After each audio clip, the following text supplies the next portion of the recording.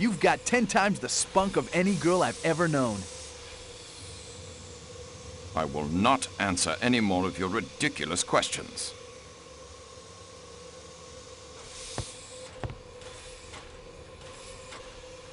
Keep your eye on your step. This is what they say in America. Watch it.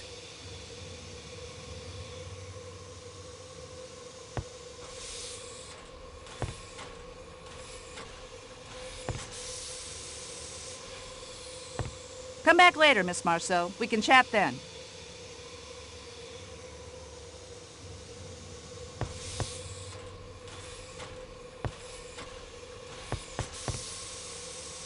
I wouldn't be surprised if this case is never solved.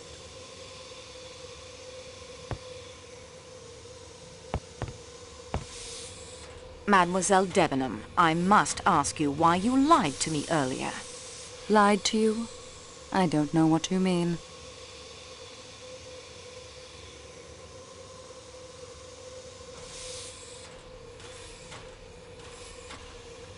You concealed the fact that you lived in the Armstrong household. And what, may I ask, was I supposed to have been doing there? You were governess to Helena Gilbert, Mrs. Armstrong's young sister, and you would have no doubt been governess to little Daisy when she was old enough. You told me you had never been in America. What makes you think I have? Information received, as the English police say. You appear to have found me out.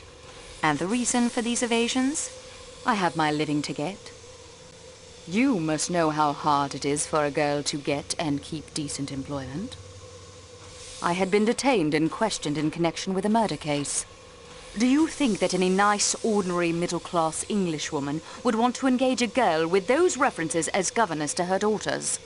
Even if no blame attached to you, there would be the publicity. Yes, we have it hard enough getting on, don't we? Without all of that additional baggage.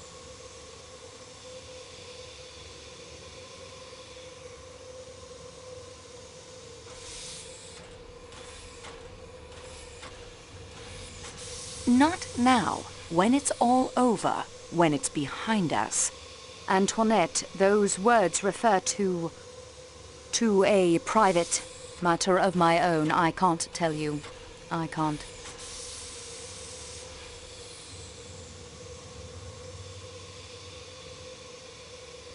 I understand very well. I thought you would know what it is like.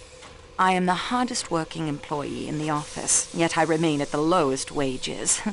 And I've worried more than once how my employer, Monsieur Booth, will react when he learns of the avalanche, Monsieur Poirot's accident, the murder. I'm not to blame, but somehow you will be blamed. It's not fair. It's just the way things are. You could have helped the investigation. How? Is it possible, Mademoiselle Debenham? Call me Mary, please. Mary, is it possible you did not recognize Countess Andrigny? Recognize her? From the society pages, you mean? She is Helena Gilbert, the young sister whom you taught in New York. Helena. It is true she reminded me of someone. It puzzled me. She looks so different now, so elegant. How could I connect her with a little American schoolgirl? I admit I looked more closely at her clothes than her face, and I had my own preoccupations. That will do for now, mademoiselle.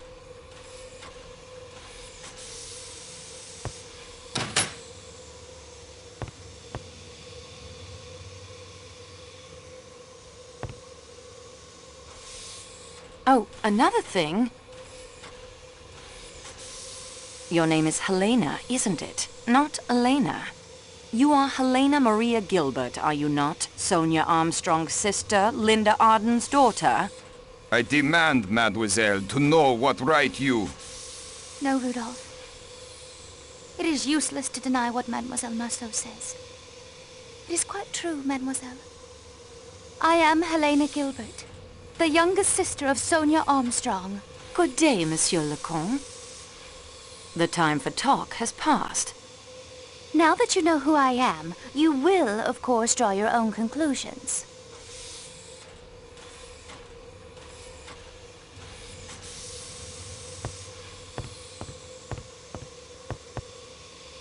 Before I go, there was something else.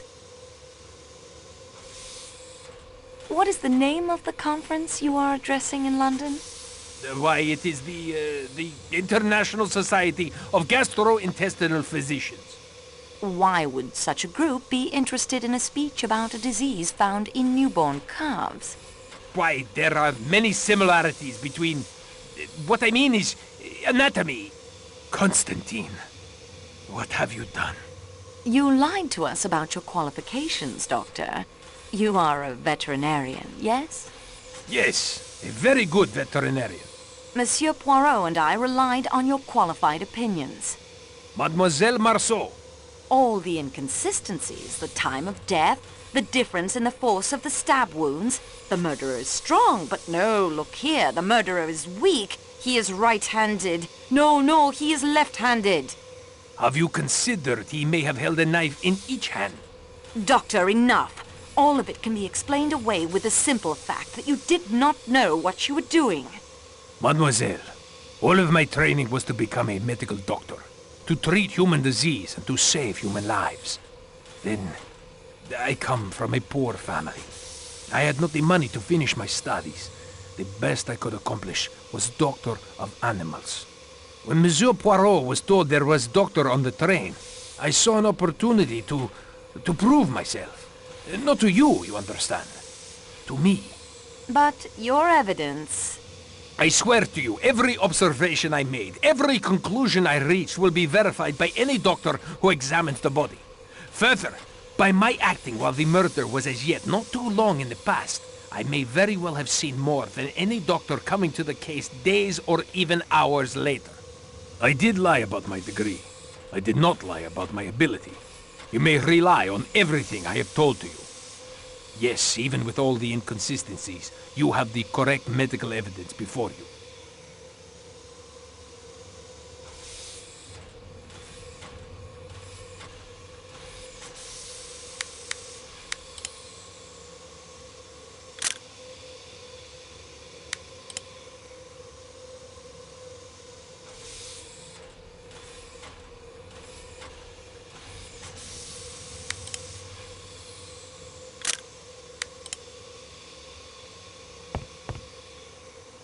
I shan't change my story now, no matter how much you badger me.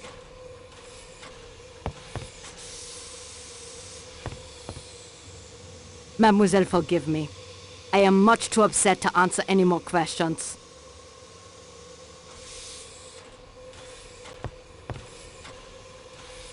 When your investigation is complete, I would like my handkerchief back. And my copper bracelet.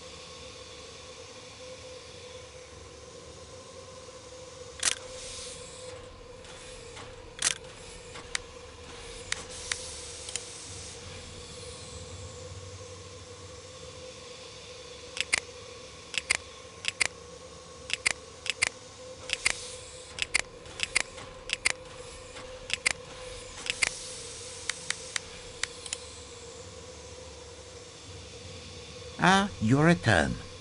So is there more to report to me, mademoiselle? It appears to me in spite of everything that the murder may not have to do with the Einstein case at all. We have much evidence pointing to the... And that is everything I have discovered so far. We progress, mademoiselle.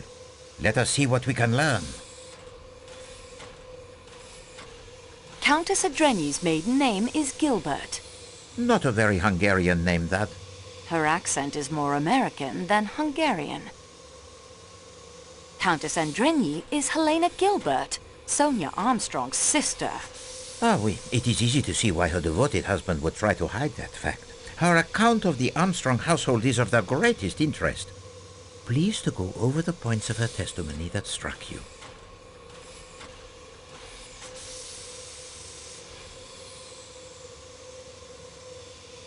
Barnaby confirms Colonel Arbuthnot served with Colonel Armstrong. Oui, the Royal Northumberland Fusiliers, a regiment most distinguished. Barnaby has discovered that the last name of the Armstrong cook was Schmidt. All of her ladies have said that she was a wonderful cook. Dr. Constantine is a veterinarian. The only man on the train who answers the description of Ratchet's unknown enemy, and that is his only secret? Bah! Pierre Michel has no family. Never married, parents dead, his sister, her husband, and a niece dead in the car crash? This is enough to explain the sadness that haunts him, and yet he carries the happy family photograph with him, a wife and a child. The nursemaid's full name was Suzanne Ferrier. French. Yet no apparent connection to any of the others involved in that case. Ah, well, not every clue will lead somewhere. Cyrus Hardman has worked for McNeil's for almost 15 years. I wonder. The father of Linda Arden's children was named Gilbert. No marriage, just children. The smart set is often not so smart, I think. I have all the pieces. All that remains is for me to assemble them properly. Très bien, mademoiselle. You have done well. Mademoiselle Marceau, you will recall my observation to you of the many classes and nationalities one meets when traveling? Yes, of course. Try to imagine whether such an assembly would ever likely to be collected under any other conditions.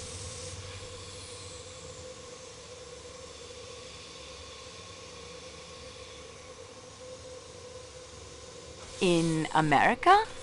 Oui, the great melting pan of America. Melting pot. This is the answer I made to myself as well. Only in America you might find a household composed of such varied nationalities. And what do we discover here? Such a household has recreated itself aboard this train. A household damaged almost beyond recovery 10 years ago by the man Ratchet. And so we near the end of at least one journey. Please to assemble our fellow passengers in the salon car. Oh, and please also to send for Michel and Dr. Constantine. I will need their assistance to convey me to the salon car. You will present your solution? I will offer 3 solutions. You, mademoiselle, will decide which of them will best serve justice. Eh bien, messieurs, we have before us a most delicate operation. Transferring the person of Poirot to the salon car, where the suspects, they are all assembled. Poirot is ready for the ordeal.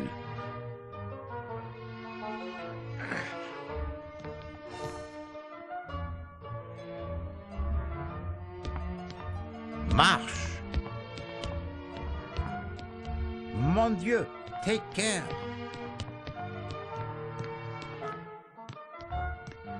Beware of Greeks bearing gifts.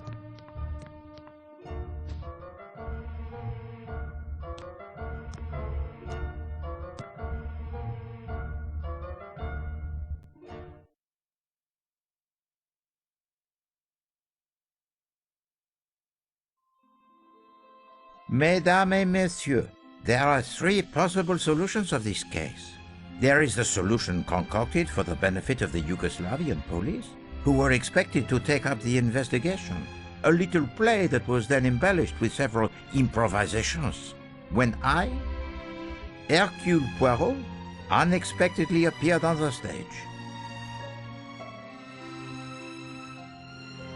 And then there is a solution that reveals the most careful plotting of a truly brilliant mastermind.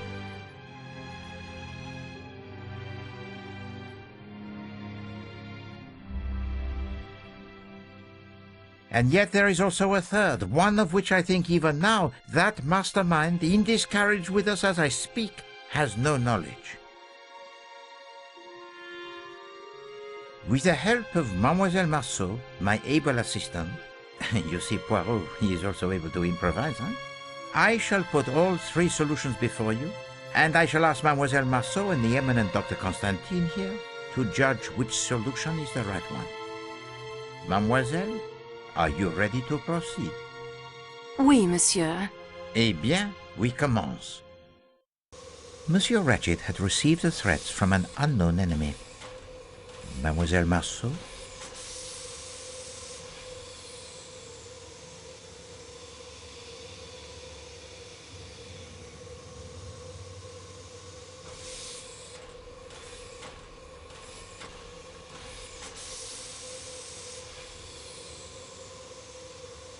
The tone of these letters suggests an enmity born in the American underworld, of which Monsieur Ratchet was once a part.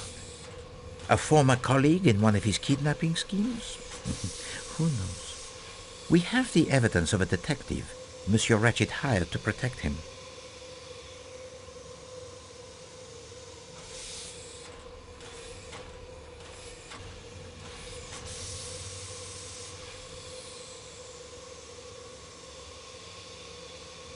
The detective is Cyrus Hardman, posing as a salesman of typewriter ribbons.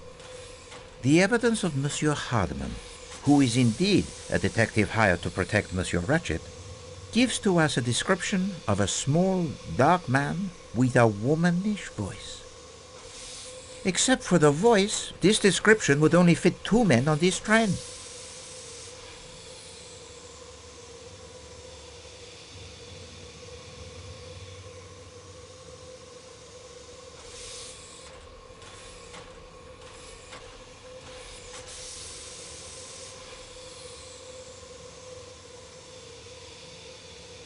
Matteo, the Athens-Paris coach attendant, and Dr. Constantine. Yet Monsieur Hardman's vigilance during the night shows that no one could have passed from the Athens-Paris coach to the Calais coach without his seeing them. So anyone in that coach must be exonerated. The enemy actually came aboard the train at Belgrade one of 2 ways.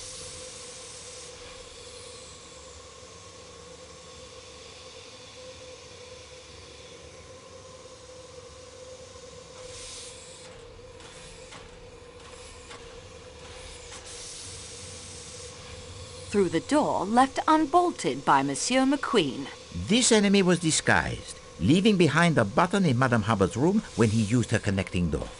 Mademoiselle, the disguise?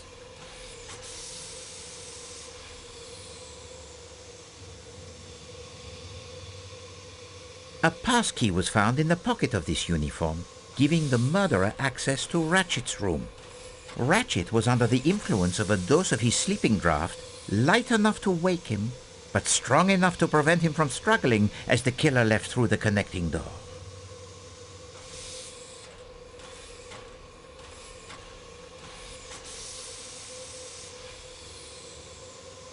Masterman confirmed the dosage of the sleeping draught.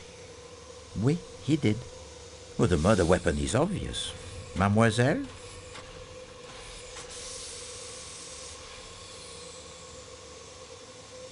It is a stiletto, the type of knife carried by the criminal type in America called the mafiosi. The killer planned to leave the train at the next station after committing his crime. Show to them the evidence supporting this, mademoiselle.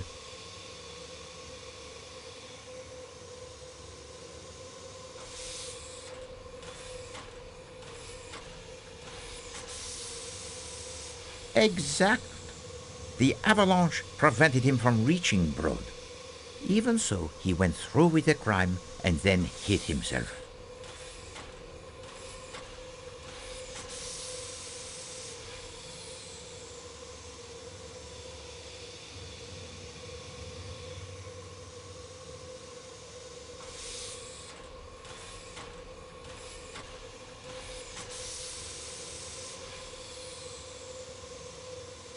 The killer hid in an empty room in the Athens-Paris coach.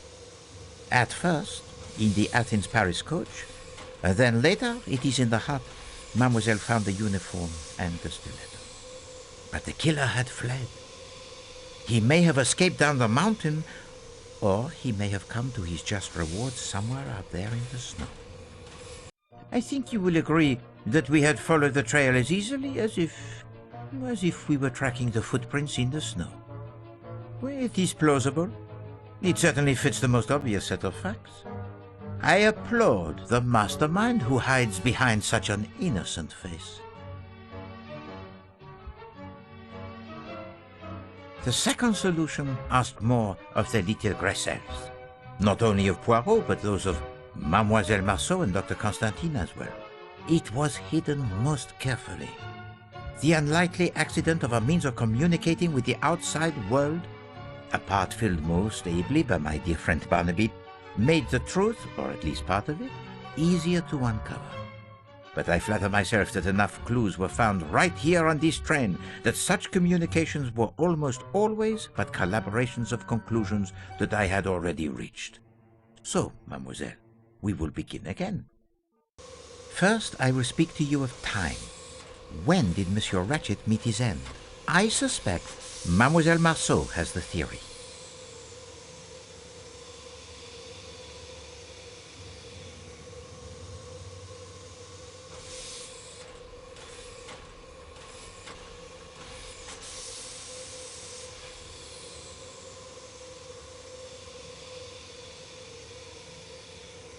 "1:15 a.m. The watch was broken during the attack, and Madame Hubbard heard the killer in her compartment only moments later. Let us examine each possibility in turn. 10:40 p.m. or earlier? No, I think not. Mademoiselle Olsen spoke to Ratchet from the doorway at 10:40 p.m., but she never went inside. It conjures the image most bizarre of her throwing a knife at him 12 times from the doorway. And how does she retrieve it? Is there string attached to the handle? No. No, that is a solution of a most lurid sort. 12:37 a.m.? A more interesting possibility. Monsieur McQueen states that Ratchet spoke no languages other than English, and yet the voice answered Michel in French. Still, I think this was simply a performance for the benefit of Poirot. One of the little improvisations. I was meant to see through it and say, no. Monsieur Ratchet, he was already dead by 12:37. He could not have cried out. The broken watch said 1:15. Oui, it did. And it fits with the time of Madame Hubbard's visitor. Now I digress for the reminiscence. I observed to Mademoiselle Marceau that one meets many classes and nationalities when traveling aboard the Express. I asked her to imagine whether such an assembly would ever likely to be collected under any other conditions. And mademoiselle, what was your reply? In America. C'est ça. Only in America will you find a household composed of so many nationalities. Look about you. As our investigation progressed, it became clear that 9 passengers on this train are connected in some way to the Armstrong kidnapping. Who have we connected to that case, mademoiselle?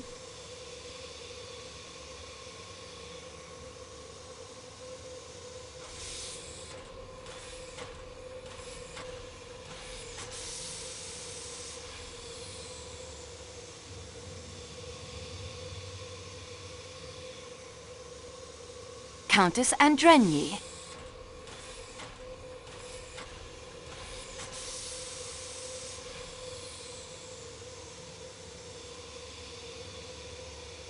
Mary Debenham. Princess Dragomirov.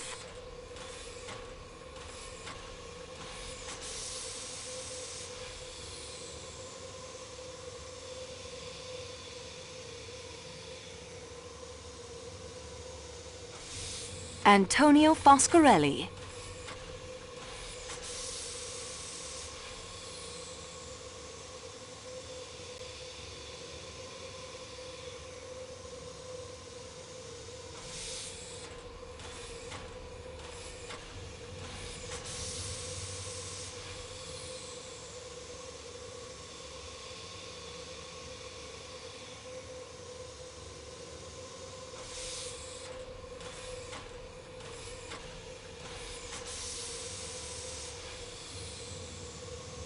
Colonel Arbuthnot.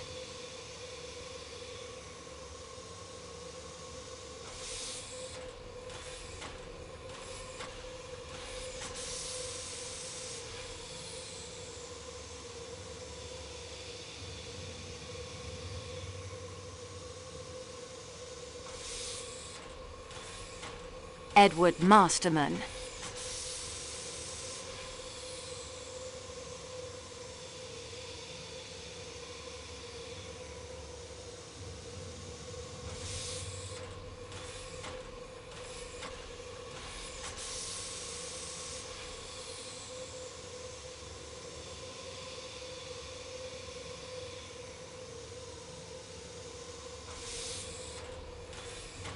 Dr. McQueen.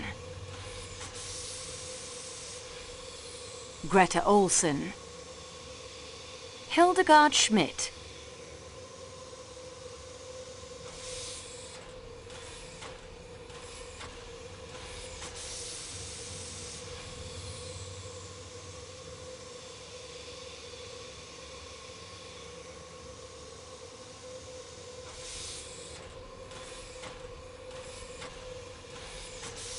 None of the above. Précisément. These four alone, amongst the occupants of the Calais coach, would appear to have no direct connection with the Armstrong case. Yet I was struck by the curious coincidence that everyone in the Calais coach had an alibi. And these alibis are sometimes corroborated even by those not connected to the Armstrong affair. One of you stated to Mademoiselle Marceau that while Monsieur Ratchet got what he deserved, you would have preferred to see him properly hanged. The trial by jury is a sound system. Who said that, mademoiselle?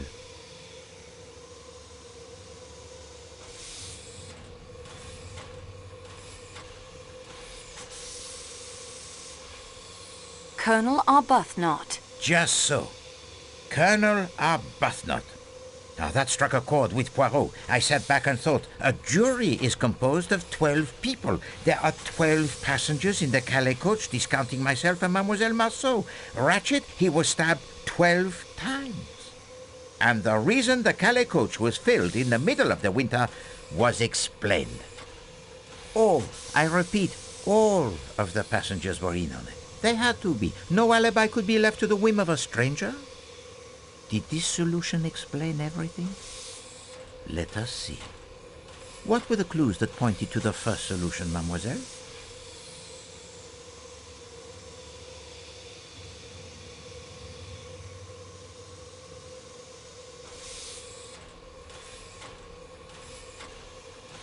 All of these clues agree with the first solution. Wait, and now of course my attention focused on Monsieur Hartmann, for he, the apparent outsider, had provided a key element in this artificial solution of an unknown enemy.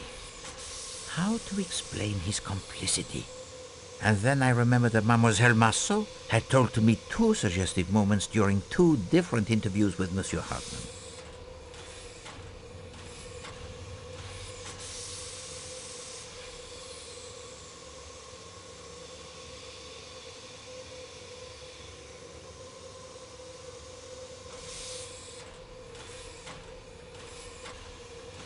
When he said the snow was bright. Mais oui, the snow has not been very bright today. The sky, it is overcast. And in his apology, he mentions his fondness for French girls. Countess Andrigny told us that the nursemaid, she was French. Her name was Suzanne. Our young friend Barnaby Lewis confirms via the ham radio that her full name was Suzanne Ferrier, and that she was born near Paris. So, it is not so much a leap, I think, to wonder if perhaps the man from New York and the French girl working there might not have formed the attachment. I've been a detective for almost 20 years, Monsieur Poirot, but I'm in admiration of you. Yeah, Suzanne and I were going to ask her uncle if we could get hitched. He was her guardian. And the kidnapping and everything. It was too much for her. Her uncle, monsieur? And his name? Oh, jeez, I can't say I remember. A detective for almost 20 years? And you never even knew the name of your fiancé's guardian? No, probably got it written down somewhere back in New York. Enough of this foolishness. I can guess his name right now, and so I expect can Mademoiselle Marceau.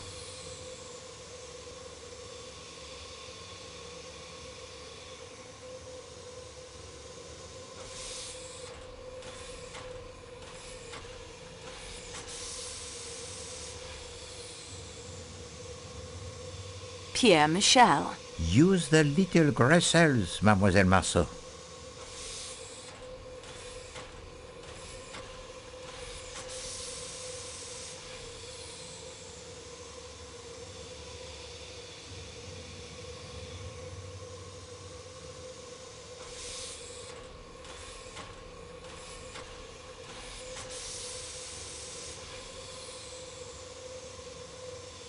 Monsieur Ferrier. The picture in your valise, it is that of you, your sister, and her daughter Suzanne?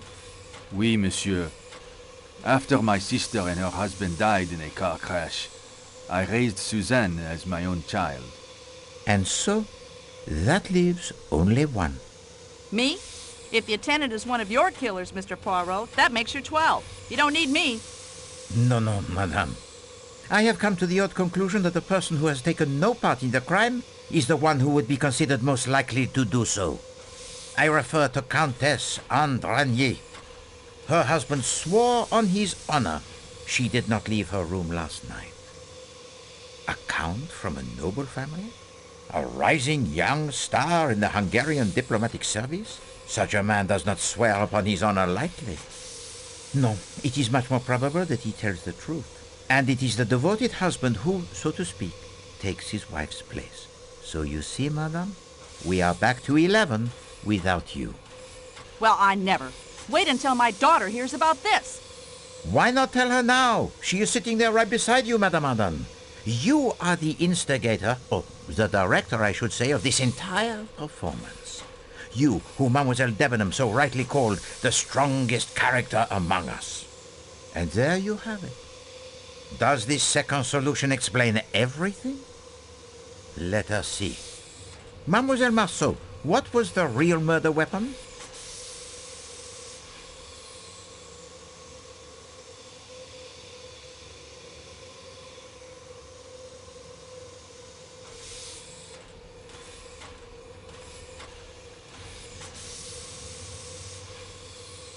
But of course, a drama planned this carefully does not include the blood-stained stiletto with the fingerprints of some unknown. No, that is merely a prop, as were the 2 threatening letters. The burned note, of course, was a real threat. The conspirators most assuredly did not want this murder tied to the Armstrong kidnapping, and the true weapon, with no incriminating mark upon it, might never have been found if it had been thrown inches further. Bloody steak knives aren't balanced properly for throwing. My hat's off to you, though, Miss Marceau. When I saw where it landed, I wasn't about to crawl out there and end up at the bottom of that ravine. Took some nerve doing what you did, and there's no denying it. Hear, hear. So, the improbable differences in the stab wounds is now explained. 2 so-called clues were dropped in the dead man's compartment. Mademoiselle?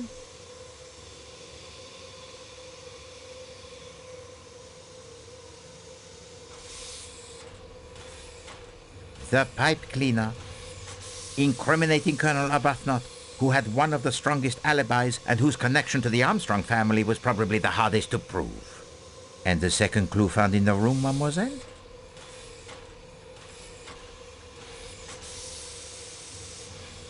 The handkerchief, incriminating Princess Dragomirov, who by virtue of her frail physique and the alibi given by her maid and Michel was practically in an unassailable position.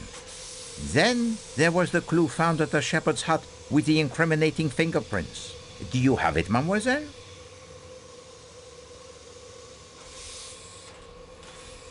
With Matteo's incriminating fingerprints on it. Not precisely cricket, you know, Tonio, to incriminate an innocent man. Cyrus could swear Matteo had not entered the Calais coach. Michel informed us the radio was in the baggage car, and I wanted to put it out of commission. I did not want to destroy the equipment. It must have taken him much saving to purchase. So I only smashed the telegraph key. Signorina, you are a miracle worker for sure. To get the radio working again. I know about these things. That was a stroke of a genius. Stick to the point, Monsieur Foscarelli. With great pleasure. The padlock was just hanging there. I found the snowshoes earlier, and then the shepherd's hut. I was supposed to find a good place for the uniform and the stiletto, and the hut was perfect. But I had to break the lock to enter. All I did was go and get the padlock on the radio crate.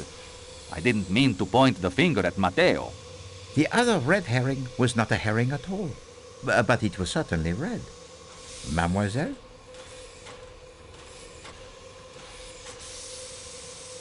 And then to put it in my valise was not a nice trick. The kimono is mine, monsieur. And mademoiselle, I had no intention of trying to incriminate you. I had to put it someplace. and I thought it would be amusing if you found it there.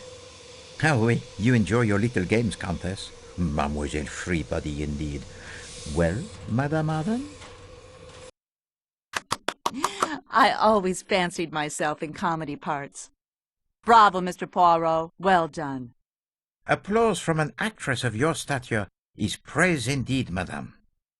We were all at the house, a house filled with almost unendurable pain and sadness. The Perkinson brothers were dead, but Cassetti had got clean away. We decided then and there that the sentence of death that Cassetti had escaped would be carried out. Little did we know how many years would pass, how many false leads Mr. Hardman would track down before Cassetti would be found. Whatever country my work took me to, no matter how tough the case, I always saved plenty of time to try and pick up the trail. But he kept on the move. Brazil, Mexico, most of Europe. Ratchet was only the last of a string of aliases. Then Mr. Michel wrote to me. It was he who, quite by accident, had recognized Cassetti traveling aboard the Istanbul to Calais train. When we learned the man, now calling himself Ratchet, frequently traveled to the Middle East aboard the train, we knew we could have some control of the scene of our planned execution. It took months, but in time Ratchet hired both Hector and Masterman. One of us would have been enough. 2 were better. Hector handled all of Ratchet's travel arrangements. With Michel's help, passage was booked on the same train he would be using to return from his latest excursion to the Orient. The rest you seem to know. Oui, madame. Indeed, the rest Poirot knows. But I don't understand. You've uncovered everything. We know we did it. How can there be another solution? Simplicity itself. There is among you one who is not who he pretends to be.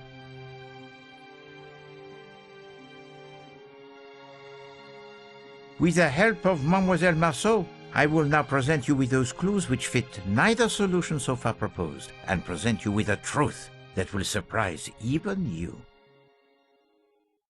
I know some of you suspected something was not quite right, but let us now look at the clues that fit neither solution so far. Madame Schmidt says she saw the phantom attendant, but we know now it was sheer invention. Yet we have the testimony of an independent witness who says he saw the non-existent small dark attendant actually getting on the train. Mademoiselle?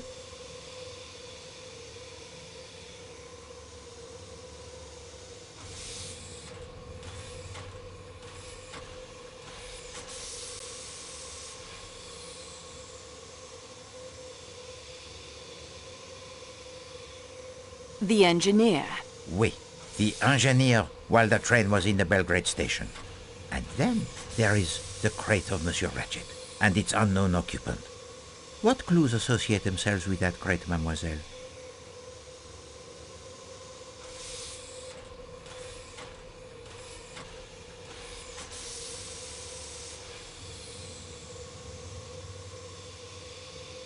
The pile of books. Oui, the uniform I think worn by the person the engineer saw. The pile of books mademoiselle believes were useful in the planning of the crime, yet no one has mentioned them.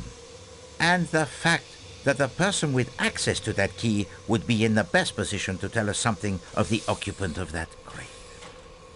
And lastly, there is the little matter of the kidnapping of Mademoiselle Marceau.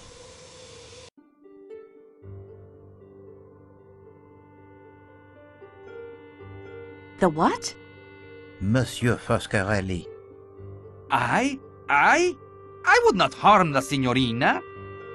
It is why we are all here, to punish the kidnapper. She's right, Poirot. How can you think any of us would resort to kidnapping after all we've been through? As you can see, Monsieur Perkison, we have pieced together much of your story. Only the reasons remain, and I leave those to you. What did you call him? He called him Perkinson. That is my name. Robert Perkinson. Silence! At once! You will obey me in this and listen to what Monsieur Perkinson has to say. You owe to Poirot that, I think. Please understand. I know how you must hate me. It was my dear wife Isabella, the unidentified woman the papers mentioned. who pleaded with Paul and me as the police closed in to let her take Daisy away. She was sick with grief. Take Daisy away? Cassetti killed the wrong little girl. He crept up while Teresa was alone outside and shot her in cold blood. He was gone again before we knew what had happened. We'd refused his orders to kill Daisy, you see, so he took matters into his own hands and killed my little girl by mistake. If any group of people could know exactly how my wife felt, you are here before me. And we were afraid. Some accident when the police came. It was unthinkable the little girl should come to harm after we had just buried our own daughter. Some time after I escaped, after Paul had died in the electric chair, and Isabella had identified some John Doe found floating in the harbor as me, I joined Isabella and Daisy in France, where they now lived as mother and daughter. I knew we should return the child, but my wife would have died the day she was gone. The child now answered to the name of our little girl, Teresa, and called my wife Mama. You understood the meaning of the photograph, Mr. Poirot? Your family. You, your wife, and your little girl. And once I realized that, I knew that you could not be Pierre Michel. I then began to consider who you must be. Only one figure could not be accounted for with certainty. Robert Parkinson. Last year, only days after my Isabella succumbed to a cancer that I think grew inside of her since the day of the kidnapping, I sought out Michel. He informed me of the plan to punish Cassetti, a plan that he, despite the death of his niece, never thought he could see through. He showed me the letters Mrs. Hubbard had written to him. He was in a terrible state. He had seen Cassetti? Yes, twice. On this very train. I could see he was not a strong man and would not be able to face Ratchet. I looked at those letters and asked him one question. Had Mrs. Hubbard or any of the others ever met him in person? His answer was no. I wanted Cassetti dead as much as any of you. He killed my child, and just as surely my wife. So here I am. But, my granddaughter? She has been staying with my wife's sister in Belgrade for the past few days. She came aboard the train there last night, dressed in an attendant's uniform. She changed into her regular clothes and has been camping out, as she calls it. The nuns at her school have kept up her studies, in English as well as French. She is a good student indeed, to have brought all her school books with her on the campout. I told her to study.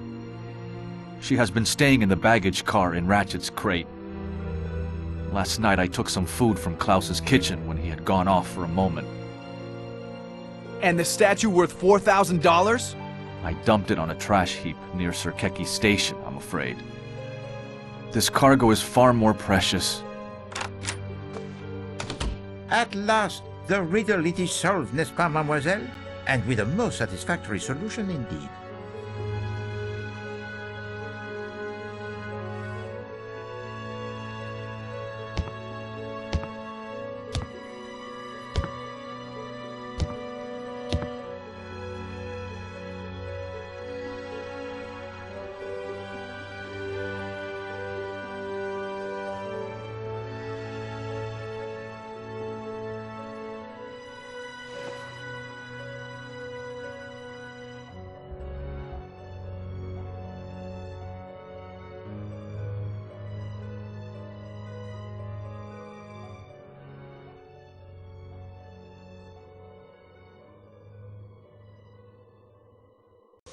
Mademoiselle Marceau, while they enjoy this brief moment before you render your final decision, let us, you and I, see whether you are up to the challenge the Poirot presented to you when our investigation began. Let us check the progress report you have been keeping in your scrapbook.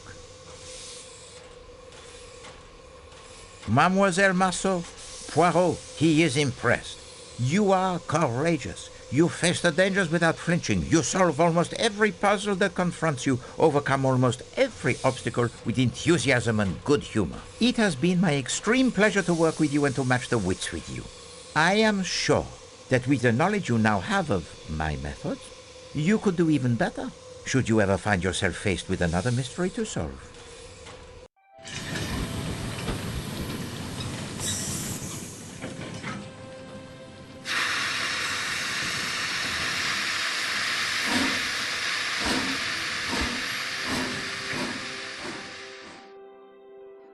You are the representative of the train company, Mademoiselle Marceau. You have been instrumental in assembling the evidence that pointed to the solutions I have now shared.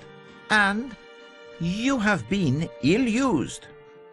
I am truly sorry, mademoiselle. I left you all of your belongings in that box except the one I needed back, the key to the security room.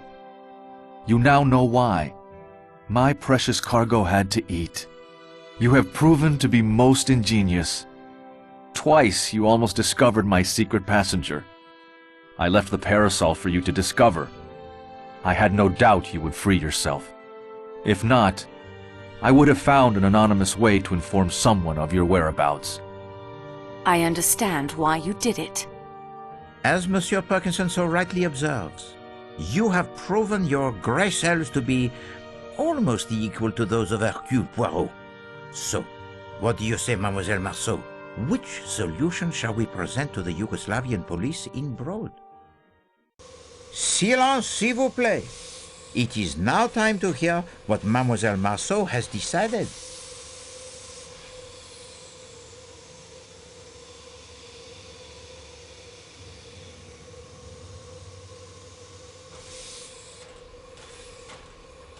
Here are my thoughts on the first solution. It is not the truth, but fits the facts. At least one set of facts, and it will be the simplest by far to explain. My opinion of the second solution is this. It is at least most of the truth, as much as 12 people in this car knew. They are self-confessed murderers, and yet, no, that word is wrong. Justice was done here. Of a kind, perhaps not the justice I would have preferred. In that, I agree with Colonel Arbuthnot. But still, can there be anyone, knowing Ratchet and knowing these people as well as I now do after only a few hours, who can't see the rightness of their cause? These are my feelings about the third solution. It is the whole truth. More heartache than even these 12 people knew. And it must stop somewhere, mustn't it? There are lives to build and rebuild here. I think of Greta's words on her postcard, and of the family that had one last day in the sun at Coney Island before the storm engulfed them. I think they all, including Monsieur Parkinson, deserve a chance in the sun again. Therefore, it is my belief, Monsieur Poirot, the first theory you put forward was the correct one. An unknown enemy of Monsieur Ratchet, whom the murdered man feared, sneaked aboard the train disguised as an attendant and is responsible for the murder. Unfortunately, he is still at large, or lies frozen in a snowbank somewhere awaiting the spring thaw. I suggest that is the solution we offer to the Yugoslavian police when we arrive in Broad. Dr. Constantine? Even if I did not owe you and Mademoiselle Marceau so much, I have learned to leave such matters to those best qualified to decide. I, of course, accept Mademoiselle Marceau's decision. Why? Exactly. Yeah, that's my view. What did I tell you? Yes, thank you. Monsieur Poirot, your ankle! It feels much better. And Poirot? He has been cooped up in his room far too long. He has the need of some fresh air.